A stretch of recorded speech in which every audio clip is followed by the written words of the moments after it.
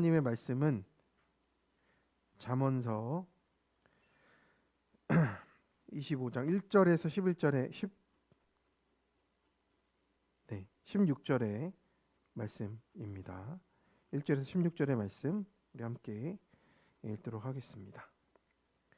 합독하겠습니다. 미련한 자에게는 영예가 적당하지 아니하니 마치 여름에 눈 오는 것과 추수 때에 비 오는 것 같으니라. 까닭 없는 저주는 참새가 떠도는 것과 제비가 날아가는 것 같이 이루어지지 아니하느니라. 말에게는 채찍이요 나귀에게는 재갈이요 미련한 자의 등에는 막대기니라. 미련한 자의 어리석은 것을 따라 대답하지 말라. 두렵건대 너도 그와 같을까 하노라. 미련한 자에게는 그의 어리석음을 따라 대답하라. 두렵건대 그가 스스로 지혜롭게 여길까 하노라. 미련한 자 편에 기별하는 것은 자기의 발을 베어 버린과 해를 받은 것과 같으니라. 저는 자의 다리는 힘없이 달렸나니 미련한 자의 입의 자본도 그러하니라. 미련한 자에게 영예를 주는 것은 돌을 물매에 매는 것과 같으니라. 미련한 자의 입의 잠언은 술 취한 자가 손에 든 가시나무 같으니라. 장인이 온갖 것을 만들지라도 미련한 자를 고용하는 것은 지나가는 행인을 고용함과 같으니라. 개가 그 토한 것을 도로 먹는 것 같이 미련한 자는 그 미련한 것을 거듭 행하느니라. 내가 스스로 지혜롭게 여기는 자를 보느냐? 그보다 미련한 자에게 오히려 희망이 있느니라. 게으른 자는 길에 사자가 있다, 거리에 사자가 있다 하느니라. 문짝이 돌저기를 따라서 도는 것 같이 게으른 자는 침상에서 도느니라. 게으른 자는 그 손을 그릇에 넣고도 입에 올리기를 괴로워하느니라. 게으른 자는 사리에 맞게 대답하는 사람 7보다 자기를 지혜롭게 여기느니라. 아멘. 네, 부르신 교회 성도 여러분, 오늘도 우리 말씀 앞에 또 지혜를 얻고자 하나님 앞에 나아가는 시간입니다. 말씀은 거울과 같다라고 하죠. 오늘도 이 말씀이 내 삶을 비추지 않으면 우리는 스스로 나는 괜찮다 여기며 살아가고 있습니다. 저도 저의 그 죄패 중에 하나인데 저는 제가 괜찮다 생각하며 살아가는 죄패가 있습니다. 이 정도면 되었지 하는 게 제 안에 있어서 그게 스스로 지혜롭게 여기는 거 아닌가 생각을 하게 됩니다. 바리새인도 그렇게 생각을 하고요. 우리가 빠져들 수 있는 함정 중에 하나인 것 같습니다. 우리 여러분 옆에 있는 분에게 나는 괜찮지 않습니다. 우리 한번 인사하겠습니다. 나는 괜찮지 않습니다. 나는 괜찮지 않아요. 나는 괜찮다는 순간 말씀이 안 들립니다. 우리가 말씀이 내 마음을 찌르면 그게 살아있는 말씀입니다. 하나님께서 주시는 말씀은 다른 사람에게 하라가 아니고 내게 하시는 말씀으로 들어야 됩니다. 말씀을 들을 때마다 내 안의 죄를 보고 내 미련함을 보고 내 교만함을 보고 내 게으름을 보아야 합니다. 그래서 우리가 구속사의 해석이 필요한 거죠. 그래서 내가 먼저 들어야 되고 내가 먼저 적용해야 됩니다. 너는 어쩌면 저렇게 미련하니가 아니라 내가 저 미련한 자입니다 고백하는 게 구원의 시작이 되는 것입니다. 그래서 잠언 26장을 보니까요, 미련한 자, 스스로 지혜롭게 여기는 자, 게으른 자를 통해서 나와 내 삶을 돌아보게 합니다. 그래서 말씀을 내게 적용할 수 있다면 그게 지혜고 그게 은혜다라고 말씀합니다. 첫 번째로 미련한 자를 통해서 나를 보아야 합니다. 본문은 이제 반복적으로 미련한 자에 대해서 이렇게 말씀을 합니다. 저도 오늘 말씀을 준비하면서 이 미련한 자가 11절까지 쫙 나오는데 이걸 어떻게 대지를 잡아야 되지? 이런 생각이 막 들더라고요. 머리가 아플 정도였어요. 이렇게 저렇게 여러 가지 모습 속에 미련함이 나타나는데 참 한 가지의 맥을 잡기가 참 힘들었습니다. 그래서 이 말씀은 누구를 정죄하라고 주신 게 아니고 내 안의 미련함을 보라고 이렇게 말씀하신 것입니다. 그래서 미련한 자는 히브리어로 이제 캐실이라고 하는데요. 단순하게 무지한 사람이 아니고 도덕적으로 분별력이 결여된 사람이고 죄에 대해서 무감각하고 교훈을 거절하는 자입니다.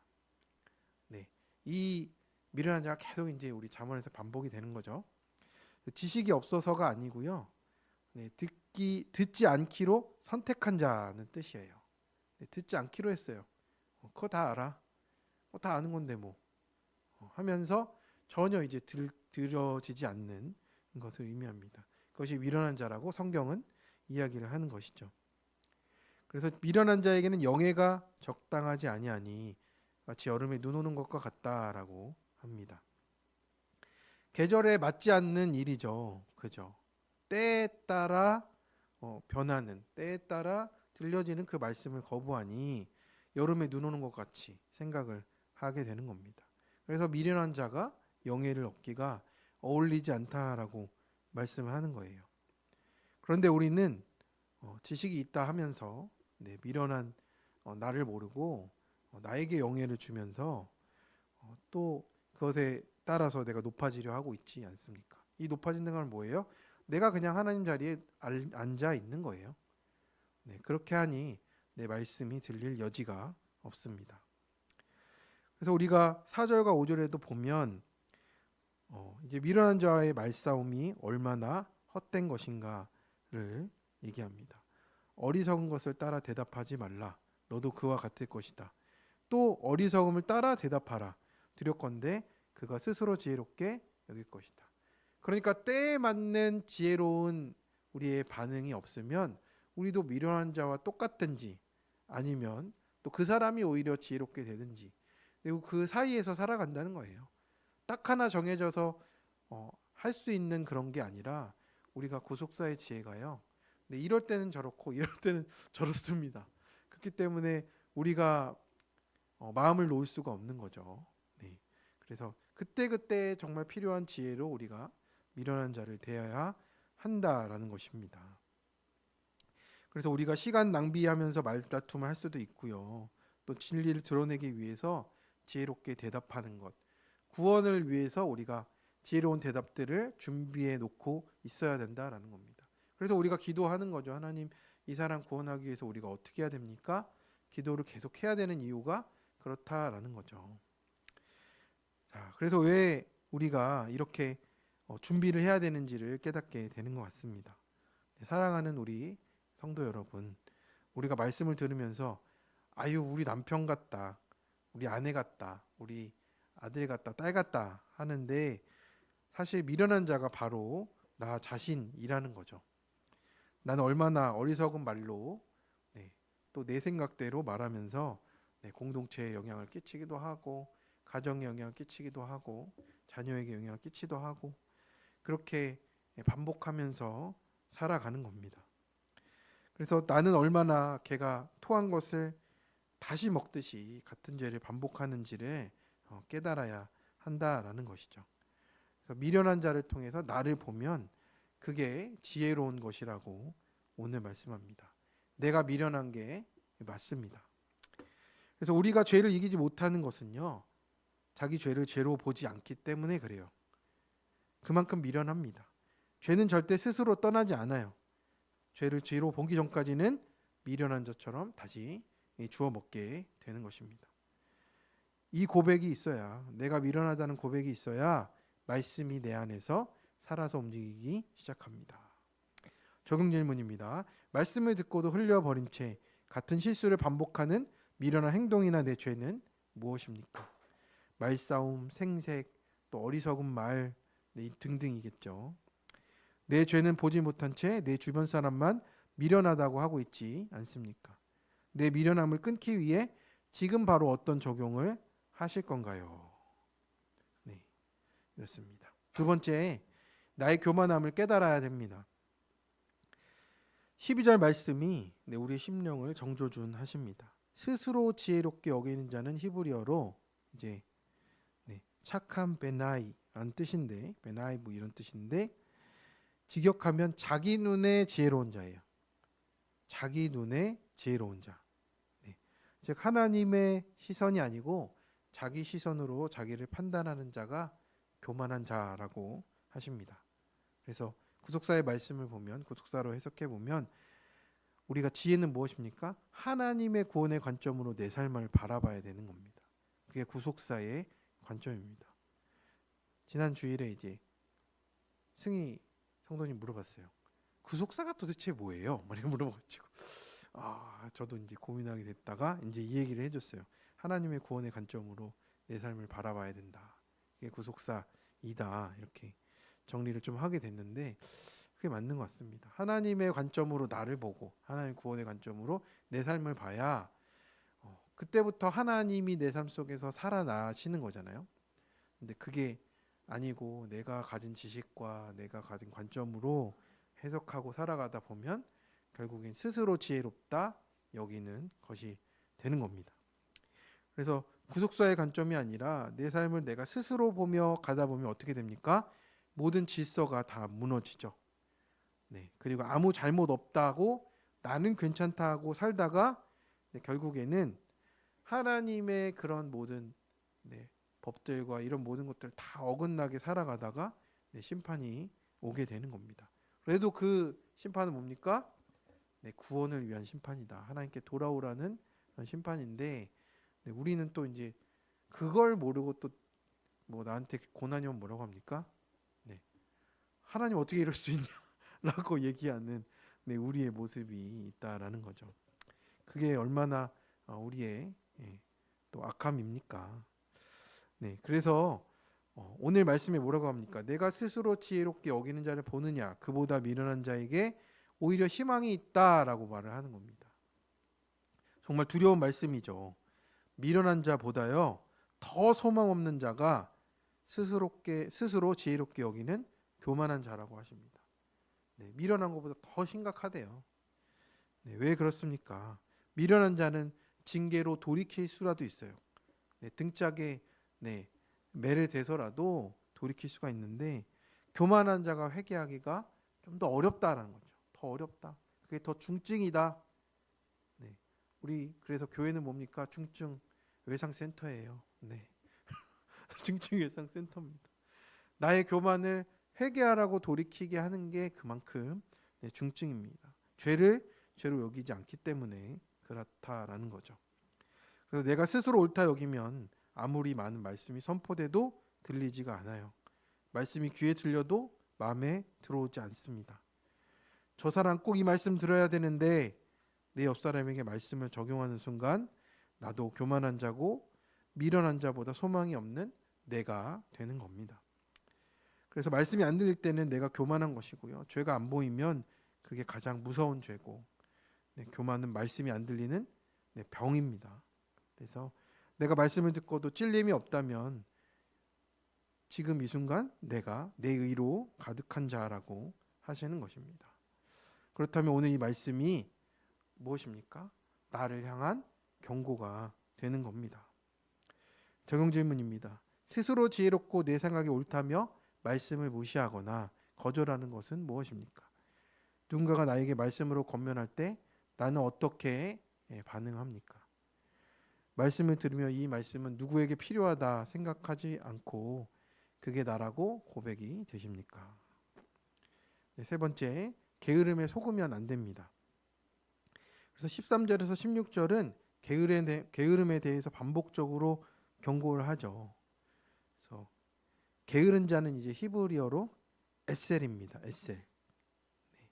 이 단어는 이제 단순하게 나태함이 아니고 의지적인 무기력이고 해야 할 일을 알면서도 하지 않는 이런 회피 상태를 얘기하는 거예요. 해야 할 일을 알면서도 하지 않는 이 영적인 회피 상태인데 이게 게으름이라는 것이죠. 그냥 향방 없는 나태함이 아니고 진짜 할 것을 알매도 하지 않는다는 거죠.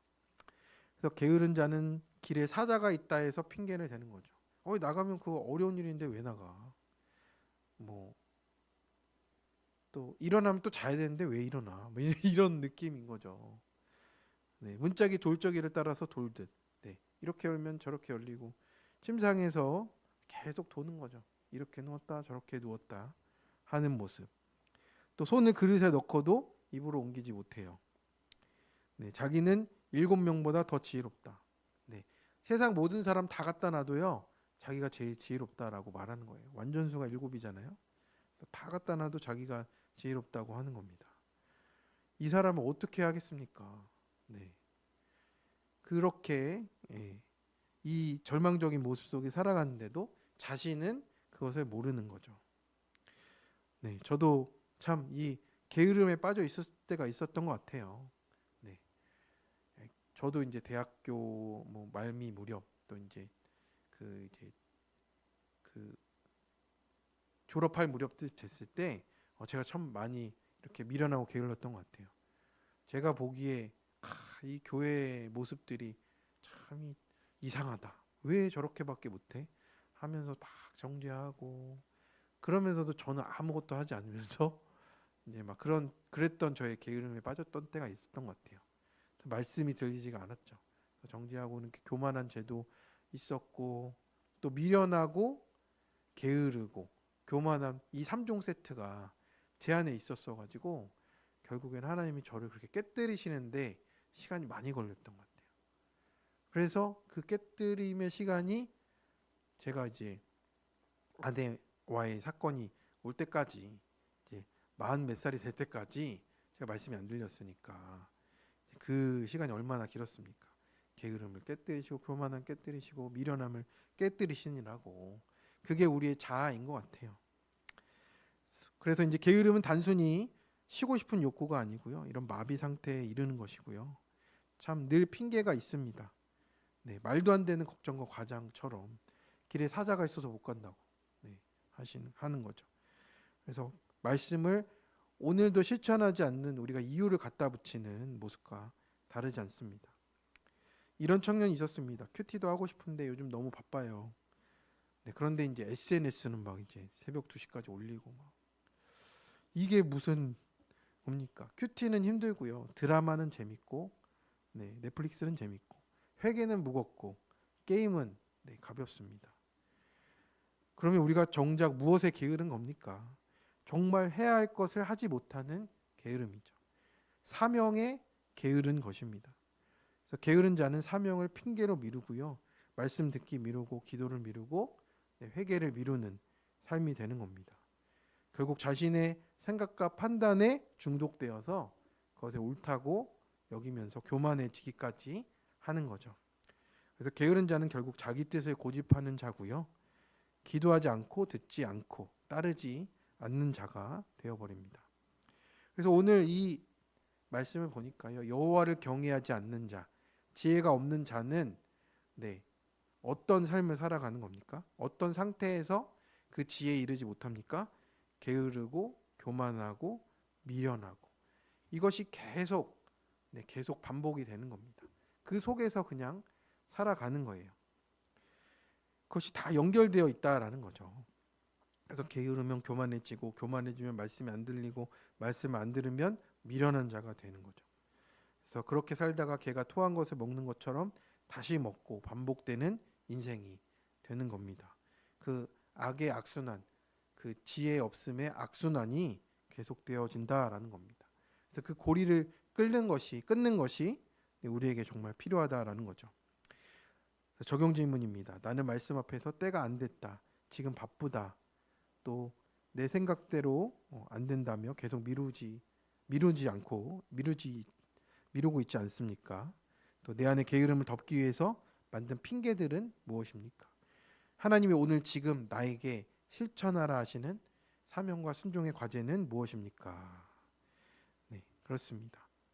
우리가 그것을 어떻게 다룰 수 있겠습니까? 오늘 주님 앞에서 우리 모습을 보면서 내가 미련하다고, 내가 교만하다고, 내가 게으르다고 정말 애통하며 고백하고 주님 말씀대로 살게 하소서 기도로 나아가는 또 실천으로 나아가는 우리 부르신 교회 성도 되시길 이 시간 주님의 이름으로 축원합니다. 네. 잠깐 기도하겠습니다. 하나님, 오늘 우리 말씀을 주셨습니다. 이 말씀이 우리를 또 살리는 말씀인 줄 믿습니다. 지혜가 없어서 하나님 미련과 교만과 게으름이 반복되는 우리의 삶을 회개하오니 불쌍히 여겨 주옵소서. 그리고 그게 그런 고백으로만 멈추지 않게 도와주시고 오늘 하루도 그 말씀의 적용으로 살아나는 우리가 되게 도와주옵소서. 모든 것을 주님께 맡겨드립니다. 예수님 이름으로 기도드립니다. 아멘. 우리 시간 말씀을 붙잡고 함께 기도했으면 좋겠습니다. 하나님 미련한 자를 통해서 나를 볼 수 있게 해달라.